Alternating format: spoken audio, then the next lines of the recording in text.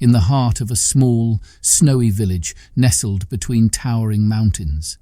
An 11-year-old boy named Clark was known for his boundless curiosity and courage. The villagers often whispered tales about a secret cave hidden deep within the woods, a place shrouded in mystery and fear. Legends claimed that anyone who ventured into the cave never returned, and over time the villagers dared not even speak its name. Clark, however, was different.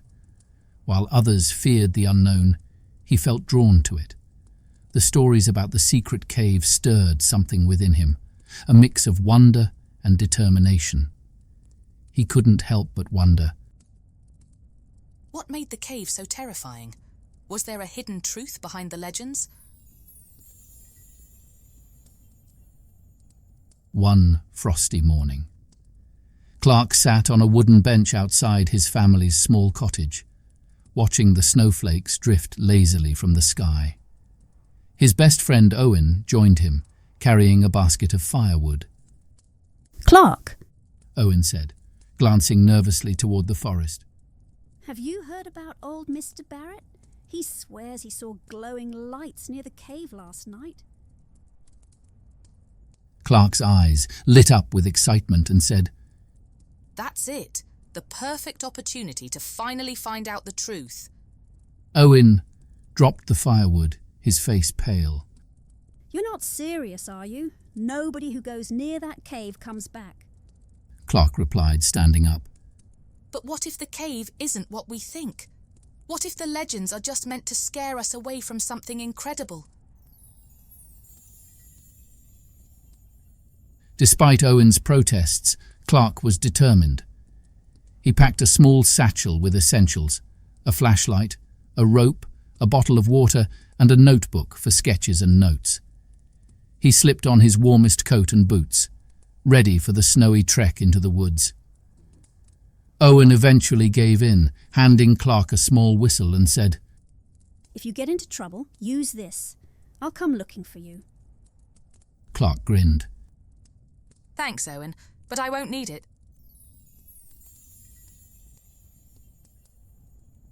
As the sun began to dip below the horizon, Clark set out toward the forest.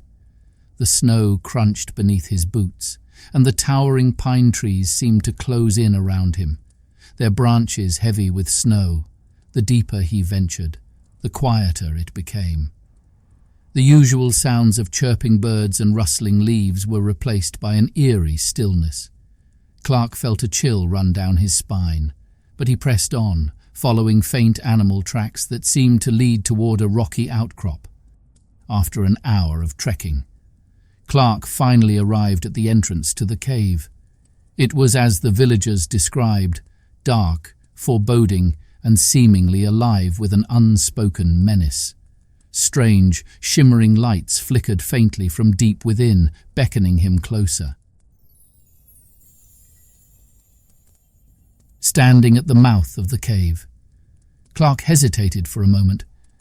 The air was icy, and an unnatural hum seemed to vibrate through the rocks. He took a deep breath and stepped inside. The interior was even more otherworldly than he imagined. Stalactites hung like jagged teeth from the ceiling, and the walls seemed to pulse with a faint bluish glow. The ground was slick with ice, forcing Clark to tread carefully as he ventured deeper. Not long after entering, Clark came across an ancient rusted gate blocking the path. On the gate was an inscription, written in a language he couldn't understand. He pulled out his notebook and began sketching the symbols, hoping to decipher their meaning later. Nearby, he found a lever embedded in the wall. He hesitated, then pulled it. The ground beneath him trembled as the gate groaned open, revealing a narrow passage.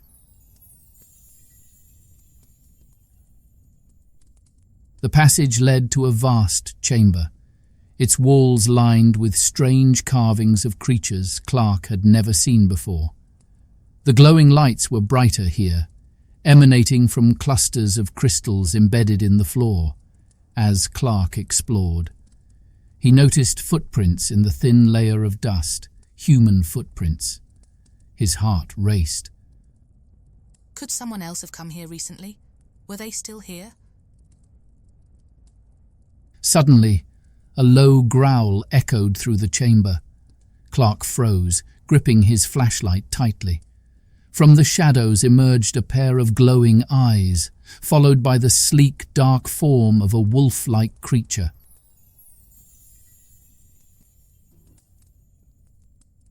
The creature didn't attack immediately, but circled Clark, its movements slow and deliberate. Clark remembered the rope in his satchel and quickly fashioned a lasso. With steady hands, he swung the rope, managing to catch the creature's leg. The wolf howled, shaking the cave with its cries. But instead of fighting, it stopped and stared at Clark, almost as if testing him. Slowly, Clark released the rope, and to his surprise, the creature didn't flee. Instead, it led him to another passage, deeper into the cave. At the end of the passage, Clark discovered something extraordinary, a massive underground lake shimmering with bioluminescent light. In the center of the lake stood an ancient pedestal, upon which rested a small glowing orb.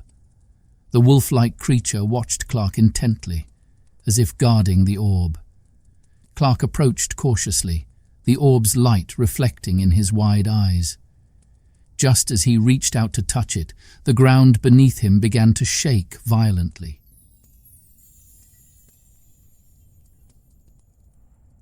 The cave's tremors grew stronger, and Clark realized he might have triggered something powerful. With the orb in sight and the wolf at his side, he had to make a choice.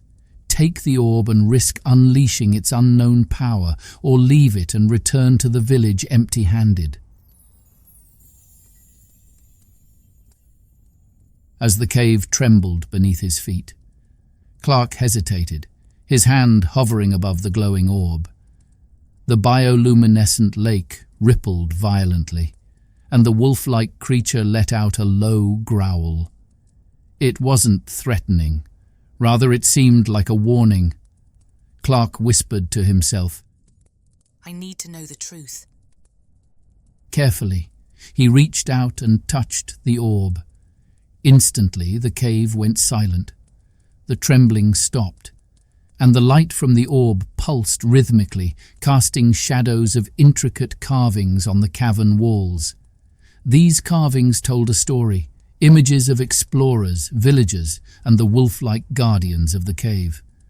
Clark realized the orb was a key, but to what? He held it tightly and followed the wolf, which now seemed eager to guide him deeper into the labyrinthine cave system. The wolf led Clark to a hidden chamber. Accessible only through a narrow tunnel, Clark had to crawl through. The chamber was unlike anything he had seen. Its walls shimmered with golden inscriptions, and at its center stood a large stone pedestal. The pedestal had an indentation that matched the orb perfectly. Clark hesitated again. What if placing the orb triggered something dangerous? But his curiosity overpowered his fear. He placed the orb into the pedestal.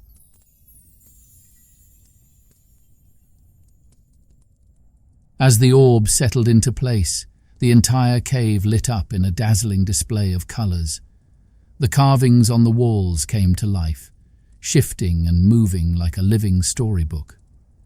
Clark watched in awe as the images depicted a long-forgotten legend.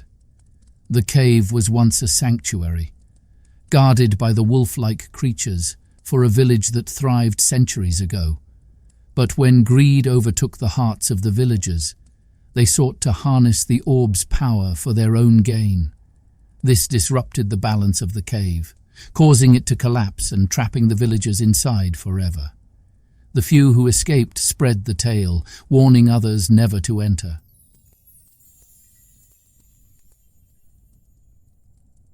Suddenly, the lights dimmed, and a deep, resonant voice echoed through the chamber. You who have awakened the cave's power, are you worthy to leave? Clark's heart pounded. The pedestal began to sink into the floor, revealing a staircase leading even deeper into the cave. He had no choice but to descend. At the bottom, he found himself in a vast, circular arena. The wolf-like guardian that had accompanied him was joined by others, their glowing eyes fixed on him. The voice spoke again. Prove your bravery and your wisdom. Only then will you be allowed to leave.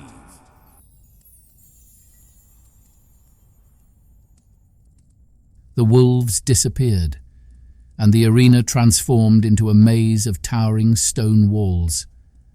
Clark knew this was a test of his intellect. He carefully mapped out his path in his mind, using markers from his satchel to track his steps. After several wrong turns and dead ends, he spotted an exit, but it was blocked by a massive boulder. Using his rope, Clark created a pulley system, leveraging the weight of the boulder enough to squeeze through. He emerged from the maze, panting but determined. The maze dissolved, and the arena shifted again. This time, Clark found himself on the edge of a deep chasm. Across the way he saw a narrow bridge suspended by fraying ropes. Trust in yourself. Clark tightened his grip on the rope railing and began to cross, the bridge swaying dangerously with each step. Halfway through, one of the ropes snapped. Clark steadied himself, took a deep breath and jumped the final gap to the other side. As the bridge disappeared behind him, Clark stood in a dimly lit room. Shadows danced on the walls, and he could hear whispers, fragments of his own fears and doubts. The wolf-like creature from before reappeared, its glowing eyes fixed on him. It stepped forward, and for the first time, Clark felt a pang of fear. Was this the end? But then he remembered the carvings, the story of the villagers' greed. You're not here to harm me. You're protecting the cave. The wolf stopped, tilting its head as if understanding him. The whispers ceased and the voice spoke one last time. You have shown courage, wisdom, and trust. You are free to leave, but the orb stays.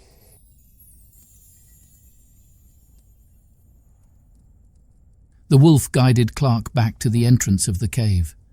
As he stepped outside, the snowy forest greeted him like an old friend. The sun was rising, painting the landscape in warm hues of orange and gold.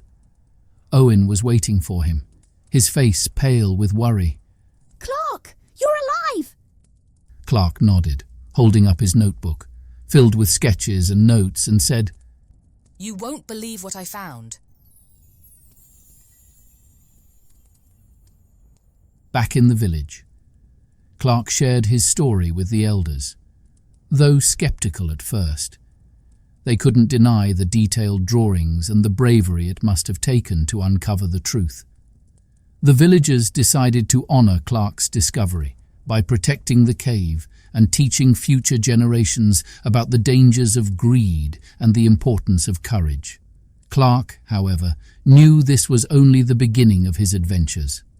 The world was full of mysteries waiting to be uncovered, and he was ready to face them all.